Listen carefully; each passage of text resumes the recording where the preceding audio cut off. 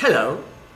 In today's lesson, we will continue with lesson 2.4 by doing one more problem from the concept of conduction of heat. Alright, let's start with that problem. Two metal cubes with 3 centimeter edges, one copper and the other aluminum, are arranged as shown in the figure. Let me pull out the figure. There you got the copper and here is the aluminum. Now find the thermal resistance of each cube. I hope you remember the formula for thermal resistance. Delta X over Ka, is that right? Okay. Now the thermal resistance of the 2 cube system, the thermal current I, and the temperature at the interface. This is the interface of copper and aluminum. So, what are the data that we know? What is the area of cross-section of each cube? This is a cube of 3 centimeter edge.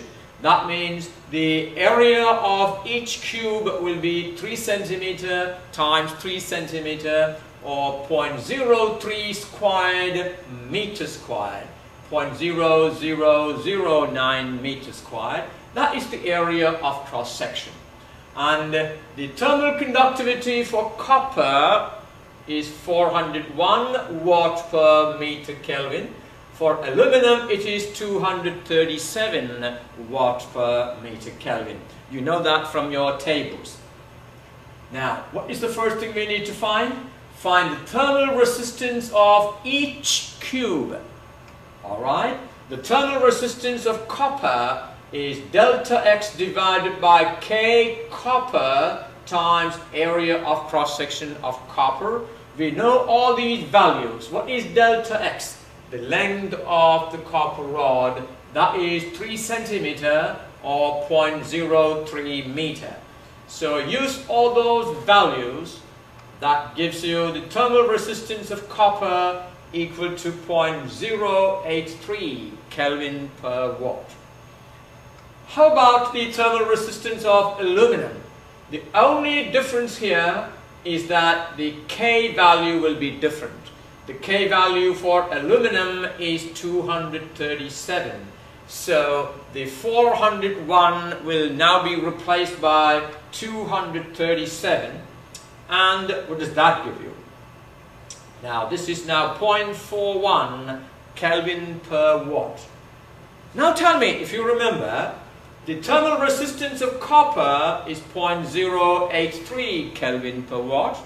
The thermal resistance for aluminum is 0.141 Kelvin per watt. And these two are arranged in series. That means heat has to pass through both. What is the total resistance when two resistors are arranged in series? Let's go to the next slide. Now, the total resistance is the thermal resistance of copper plus the thermal resistance of aluminum. And so that will be, add the two values, that is 0.224 Kelvin per watt. Alright, if you know the total thermal resistance, can you find the thermal current? Now what is the relation between temperature difference, delta theta? What's our delta theta? Delta theta is 100 minus 0. And the thermal resistance is known. What is the relation there? Delta theta equal to I times R. Is that right? Therefore, I equal to delta theta divided by R. Our delta theta is 100 Kelvin and thermal resistance is 224 Kelvin per watt.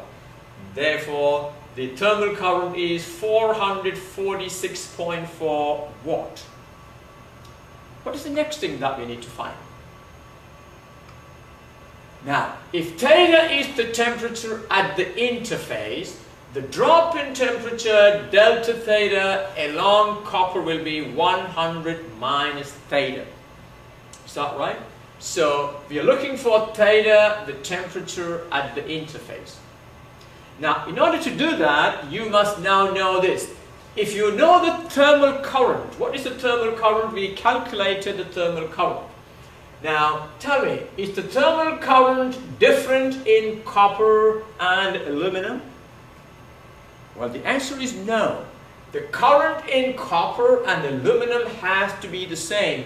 The rate of flow of heat has to be the same in all the copper and aluminum. So the thermal current in copper, that is I copper, is the same as the thermal current in aluminum. And that is the same as the total thermal current. That's a very important concept. The total thermal current is the same as the thermal current in copper, is the same as the thermal current in aluminum. So, I copper is delta theta divided by the thermal resistance of copper. The thermal current in copper is the temperature difference across copper. What is the temperature difference across copper? It will be theta 100 minus theta. Is that right? So that delta theta for copper will be 100 minus theta. And the resistance of copper we know is 0.083 Kelvin per watt.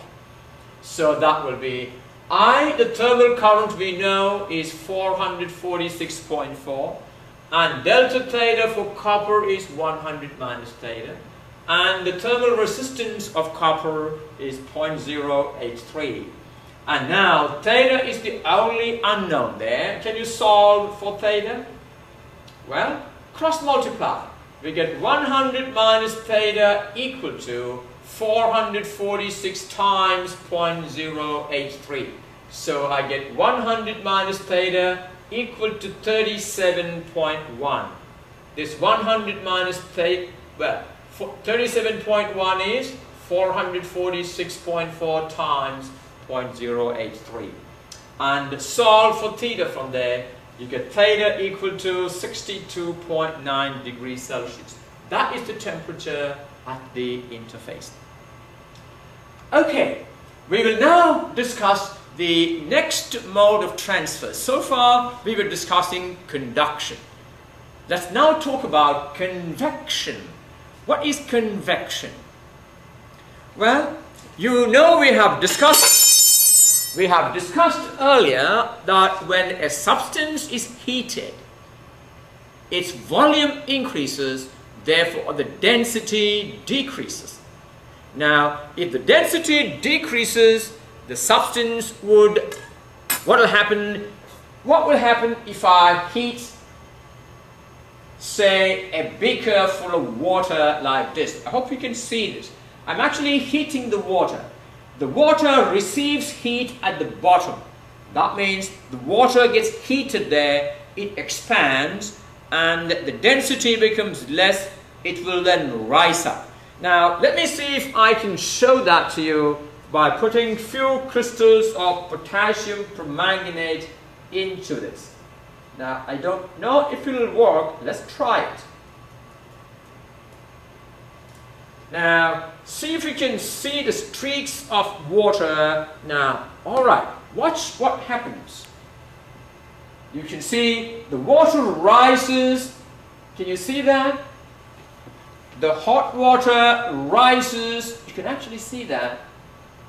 And the cold water sinks, and you have convection current set up in the water. So the water that receives heat becomes less denser, it will rise to the top, and the cold water will sink so that the heat is distributed uniformly.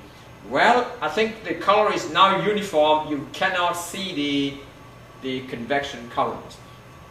Well, okay. Now, convection is a method of heat transfer in which molecules of the warm region of the fluid rise. Why? Because of the low density, and molecules from the cold regions move in. In fact, if I want to use the chocolate analogy, you remember I used the box of chocolates distributed in the class to describe conduction. If I want to use the same analogy for convection, how will the chocolates be distributed? I will ask each student to come in, pick a chocolate and go back. Now, that is the same thing that happens inside water. Now, inside this water, what happens is each molecule receives heat at the bottom, and after receiving heat, it moves away so that the colder molecules at the top can go and receive heat. Now, that sets up a current. Now, what is the meaning of current? Current is formed by a flow. Is that right? Now, what is flowing here? The hot regions rise and the cold regions drop. Okay, so convection is a method of heat transfer in which molecules of warm region of a fluid rise and molecules of the cold regions move in to receive heat. For example, when air gets hot, the same phenomenon happens in the air. It becomes less dense and rises. Cold air then moves in, setting up a convection current. Alright, let me see if I can show you as an illustration. Alright, watch this illustration. What you have here is a candle burning, and you have an aluminum foil like a spiral hung from a thread. Why is the spiral rotating? Well, because the air that gets hot rises, becomes less dense, and it rises. It is the rising air that makes the aluminum foil rotate. So there is a convection current set up here. Hot air rises and cold air sinks. Now, this is the phenomenon of convection currents. Now, convection currents are a natural phenomenon. On a hot day, the air that is closer to the surface of the earth becomes very hot. It will rise up, and cold air will sink, setting up natural convection currents. In fact, most of the weather phenomena are actually convection currents in the air. Alright, let's now look. Now, convection currents in the atmosphere are responsible for the numerous weather patterns. Have you heard of land and sea breeze? What are these phenomena of land and sea breeze? Well, you know the concept of specific heat. You know that the specific heat of water is much greater than the specific heat of soil. So during the day, tell me which get hotter faster? Does the water or the land get hotter faster? Because the specific heat of land is smaller than the specific heat of water, land will get heated up much faster than water. Therefore, the air immediately in contact with the land will rise because it gets heated, and the air from the sea will flow in to fill that low pressure. You got sea breeze. Now, exactly the reverse process happens during night.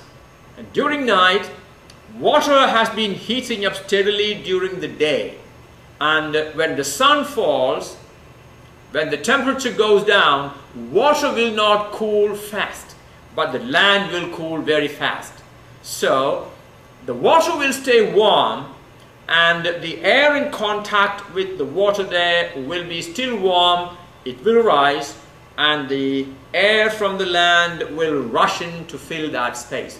You got the land breeze. So sea breeze and land breeze are very common phenomenon which are caused, or which are actually natural convection currents. Now, here I have the illustration of convection current. Now, very often you are familiar with this if you live especially in the north.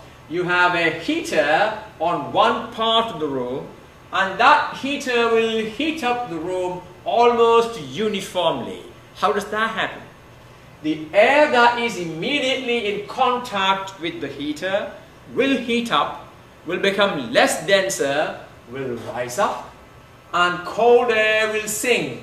You can see there will be a very good convection current set up in the room, so that the movement of the air, warm air will rise and cold air will sink.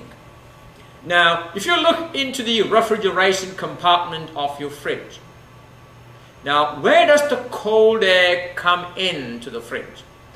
It's actually at the top compartment. Because cold air is heavier, it will sink to the bottom, and warm air will rise so that it can get cooled down. So inside your fridge there is convection currents. So convection currents are all over us. Without convection currents, really life will not even exist on the earth, because most of our weather patterns are controlled by these convection currents. Now, a mathematical description of convection is very complex, because the flow depends on the temperature difference at different parts of the fluid, and the temperature difference is affected by the flow itself, and therefore we will not attempt to make a mathematical approach to describe convection. Alright, let's now go and talk about radiation. What is radiation? Now, I think I told you some time ago that almost every object radiates energy at all temperatures. An object like this radiates energy. Now, how much is the energy radiated depends on the temperature. Well, how many of you know about radiation and electromagnetic radiation? How many of you know about electromagnetic radiation? Let me take a second to talk about that. Now, electromagnetic radiations consist of a wide range of spectrum of electromagnetic waves. Now, you know about waves. Waves have wavelength and frequency. Now, the energy of a wave depends on the frequency. Now, electromagnetic waves come in a wide spectrum of from a very low energy to very high energy. At the very low energy, the electromagnetic waves are called radio waves. Now, they have very long wavelengths and very small frequency. So, let me go to the whiteboard and illustrate that. So, the longest waves of electromagnetic radiations are the radio waves. Now, as the energy of radiation increases, the wavelength decreases. Now, this is infrared radiations. Now, if you go a little smaller, you get a region where you get visible light. Visible light. Now, don't confuse here. Each of this that I'm illustrating is actually a combination of thousands of different waves. Now, when I drew a radio wave illustrated as a long wave, it doesn't mean it is just one wave. A radio wave consists of thousands of waves, from very long waves to some short waves. Have you heard of a shortwave radio? You see, when you tune in on a radio, you're tuning in on a particular wavelength.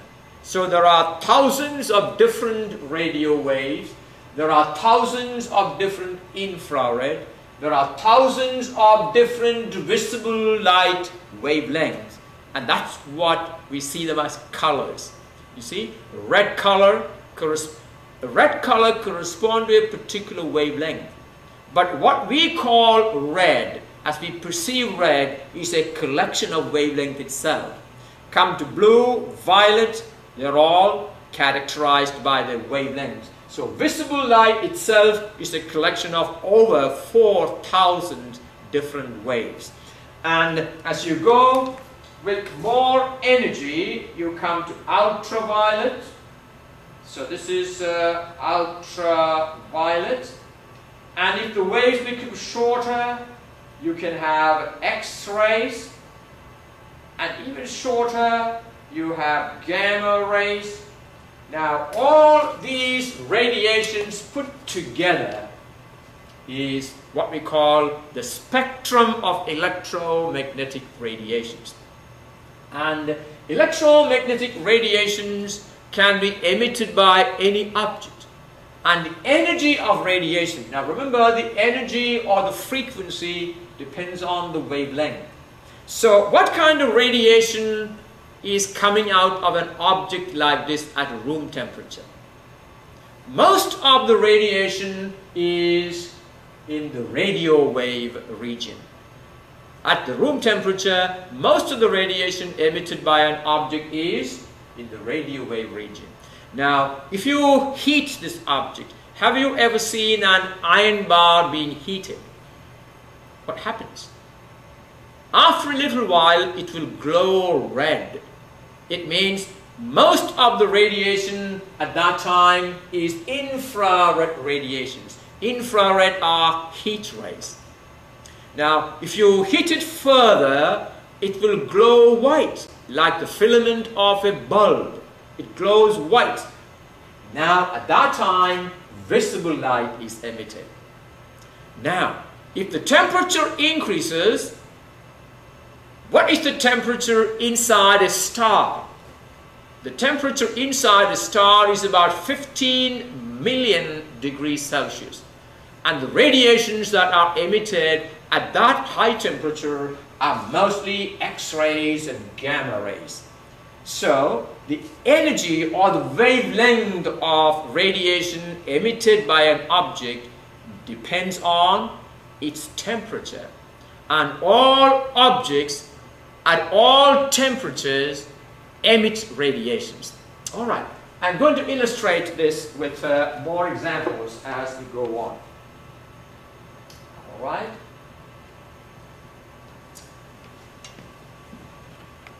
All right. Now, what is radiation? Heat is a form of electromagnetic radiation. Now, I give you the spectrum of electromagnetic radiations. Out of that spectrum, which one did I say is heat? Infrared. The infrared radiations are heat radiations. So heat is a form of electromagnetic radiations. And objects radiate energy in the form of electromagnetic waves at all temperatures. The effects and properties of such radiation depends on the wavelength of the radiation. That's what I illustrated a little while earlier. Heat waves called infrared radiations consist of larger waves than visible light. Is that right? The infrareds are longer waves than visible light. Alright, here I have illustrated the complete spectrum of electromagnetic radiations. Now, if you look at the lower end, you find radio waves. There you are. And look at the frequency of radio waves. It is 10 to the power 6 Hertz. That is the frequency. And the wavelength is about 10 to the power of -9 meter. It's in the nano... Oh, I'm sorry, that's not the wavelength. Let's talk about the frequency. The frequency is 10 to the power 6 Hertz. So, as you go to the right, the energy of radiations increase. That means the frequency becomes higher and higher and higher. Now, when the frequency gets higher and higher, the wavelength becomes shorter and shorter.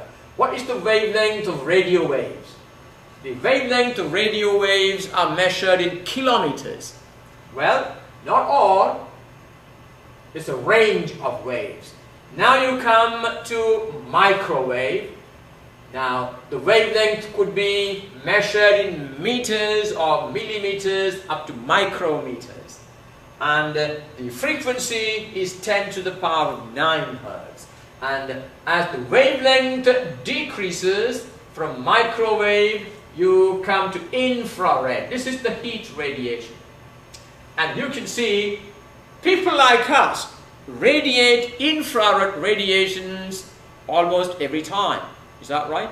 And that's why soldiers are able to use infrared, well, binoculars, so that you can see enemy positions. If you are running around at night and if you use an infrared sensor, you can actually see people in the darkness. Alright? Because people like us radiate infrared radiations. Now, if the wavelength becomes shorter, this is the visible light. Now, the visible light is a very small range of electromagnetic radiations compared with the spectrum. You have X-rays, gamma rays, all these, of course, they are produced at very high temperatures. In a nuclear reactor, you get a lot of these radiations emitted. And in the center of the sun, you get a copious emission of X-rays and gamma rays. So you must have a fair understanding of electromagnetic spectrum. Electromagnetic spectrum is a wide range of radiations that can be emitted by objects at varying temperatures. Okay, let's move on. Objects emit a wide spectrum of radiations at all temperatures, but a certain wavelength region will be more prominent at a particular temperature. So, when I heat this iron rod, it turns red. It means that most of the radiation emitted at that time is infrared.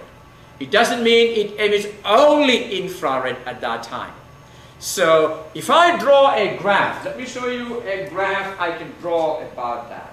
If I draw a graph of the power emitted against the wavelength is lambda, I would get a curve like this, where this peak represents infrared. What it means is, most of the radiation emitted at that particular temperature will be in the infrared region. There will be also radiations of other wavelengths, but not very significant. That's the meaning of this. Objects emit wide spectrum of radiations at all temperatures, but a certain wavelength will be most prominent at that particular temperature. Now tell me, the wavelength of this prominent region, as you increase the temperature of the object, the wavelength of this prominent or this peak region, will it move to the left or will it move to the right? Have you thought about it? As the temperature increases, the wavelength of the prominent radiation will decrease. That means if I draw this graph for that object at a higher temperature, say 4,000 degrees Celsius, I will see the peak towards the left. That means the peak radiation will now have a shorter wavelength. That's what it means. Alright, I think I have that illustration out here. Let's have a look at this. There you are. So here I have various curves at various temperatures. If you take 3000 Kelvin, for example, the most prominent radiation will be around this wavelength. Alright? If I now increase the temperature to about 4000 Kelvin, the most prominent radiation will be in this region. And you can see we have now come to the infrared region. Most of it will be red. Most of the radiation you see at that 4000 Kelvin will be the red radiation. And now increase the temperature to about 5000 Kelvin. Look at this. You will see most of the visible light. In fact, do you know the surface temperature of our sun? The surface temperature of our sun is about 5,500 degrees Celsius. That means the radiation emitted by the sun at that temperature consists of all these wavelengths. And that's the reason why we got this copious amount of visible light coming from the sun. Doesn't mean that this is the only radiation that gets emitted at that temperature. No, you get smaller wavelengths and higher wavelengths. Sun emits a good amount of ultraviolet radiations and also infrared radiations, but the peak radiation at that 5,000 Kelvin is mostly visible light. And you now increase the temperature to 6,000, 700, 8,000 and so on. This peak region will shift to the left, showing that the wavelength of the prominent radiation will become smaller and smaller. Alright, I hope you got a fair idea about the mechanism of radiation. So, for example, radiation at room temperature are mostly in the radio wave region. Iron, for example, will glow red hot around 700 degrees Celsius. The most prominent wavelength at this temperature will be infrared. Now, in other words, the wavelength of the maximum intensity radiation, I'm going to call it lambda max. So what does lambda max mean? Lambda max means wavelength of the radiation that has the maximum intensity, maximum power. Now, that will decrease as the temperature increases. As the temperature increases, this lambda max will keep on decreasing. It will shift to the left. Now, a relation between wavelength of maximum intensity and the temperature of the radiating object is given by this law. It's called Wien's displacement law. It's good to know that law. The law is this. Lambda max. What does lambda max stands for? Wavelength of the radiation of maximum intensity at a particular temperature. Lambda max at a particular temperature T is 2.898 millimeter Kelvin divided by T. That is Wien's displacement law. That means if you know the temperature of an object, you can now calculate the wavelength of the most prominent radiation that is emitted by that object. All objects emit and absorb radiation at all temperatures.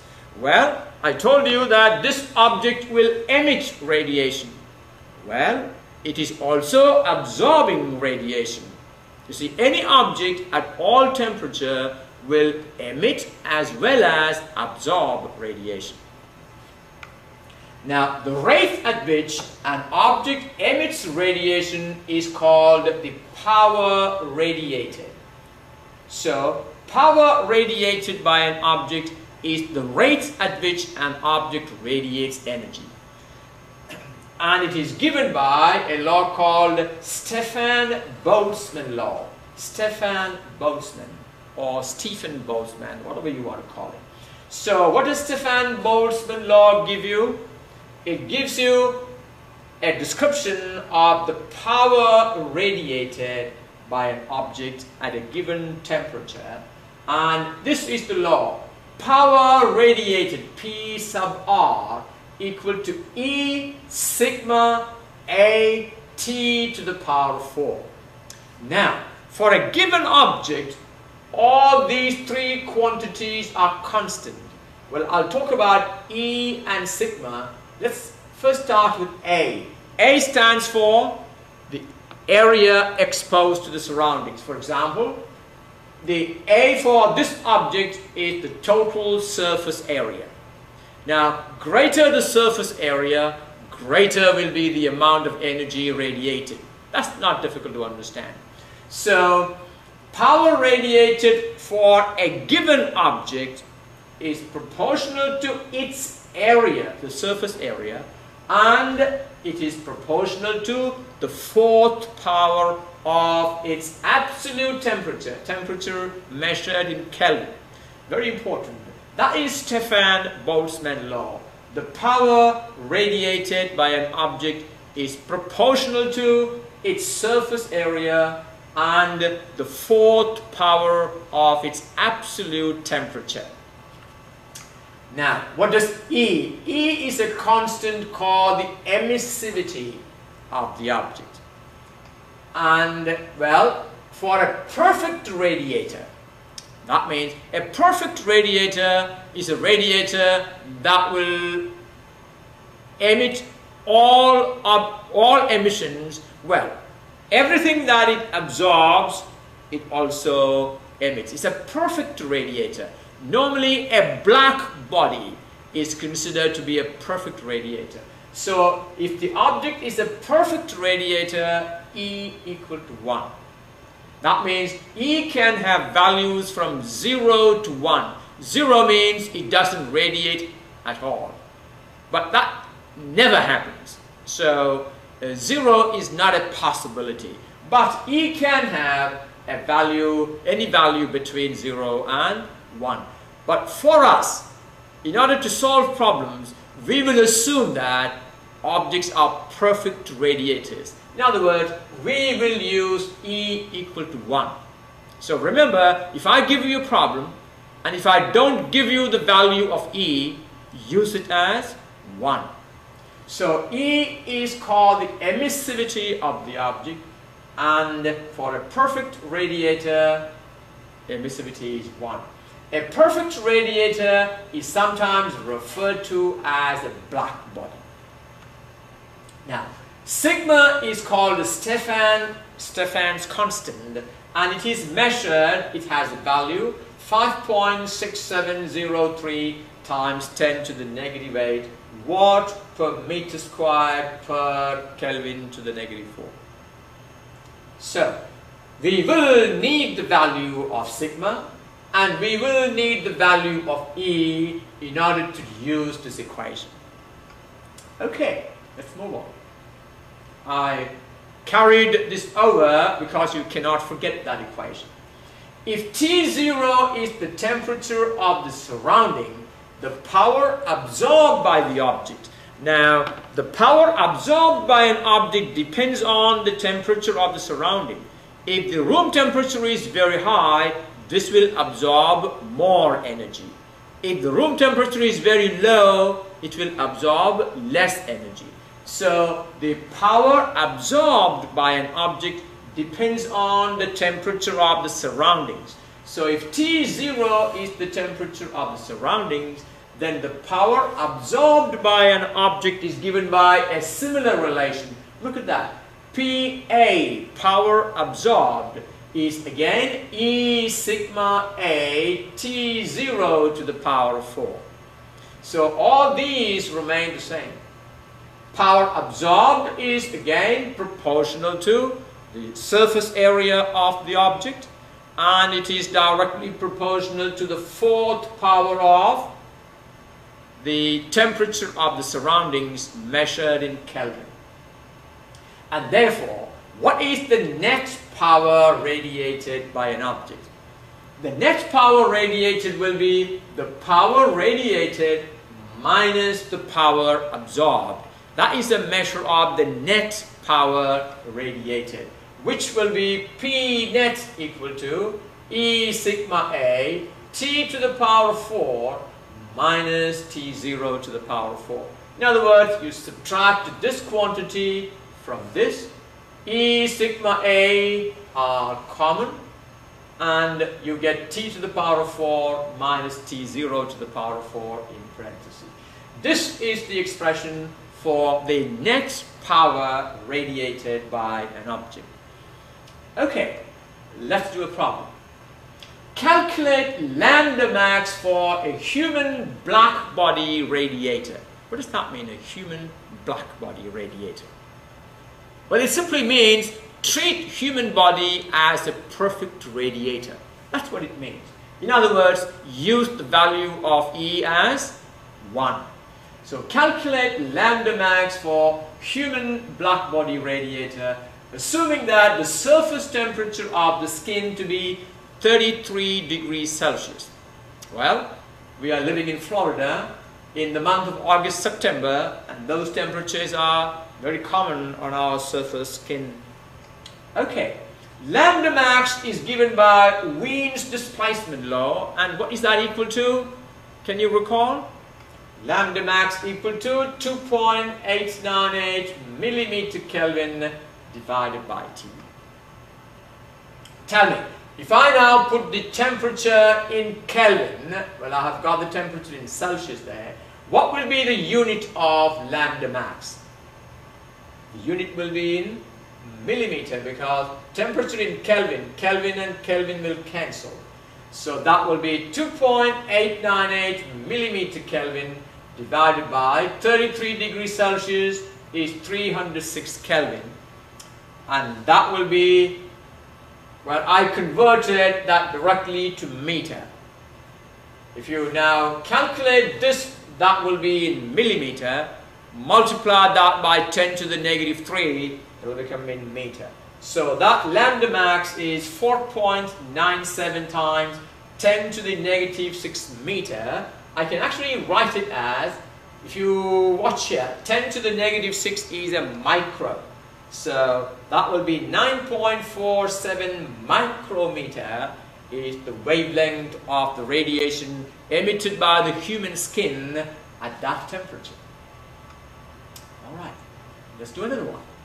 The heating wires of a 1 kilowatt electric heater are red hot at a temperature of 900 degrees Celsius.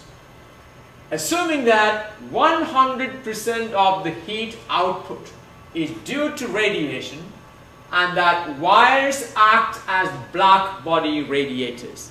What does that mean? A wire acts as the black body radiator.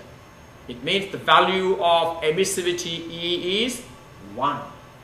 What is the effective surface area of the radiating wire? You know, we need to calculate the surface area of the radiating heating wire. Well, we are given the power radiated, that is 1 kilowatt, 1000 watt. So you know the value of the power radiated. The temperature is 273 plus 900. 900 degrees Celsius is 1173 Kelvin. And T0, the surrounding temperature, is, we will assume that the room temperature, I haven't given it to you here, but you got to assume that the room temperature is 20 degrees Celsius. So T0 is 273 plus 20, that is 293 Kelvin. And sigma, I gave it to you early, and I'll give you that value when you need it. You don't need to learn it. Well, and E is given to be 1 because the radiator is a black body.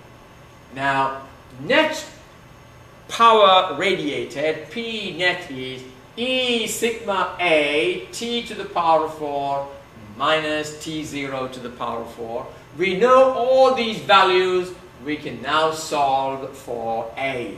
Therefore, A equal to P net divided by E sigma T to the power of 4 minus T0 to the power of 4.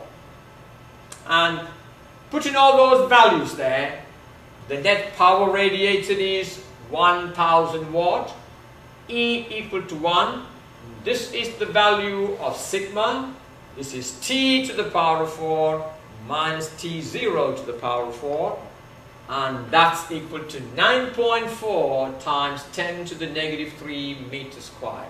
The surface area of that heating wire is 9.4 times 10 to the negative 3 meters squared. Well, that's the type of problems I would like you to remember in this section. And I think we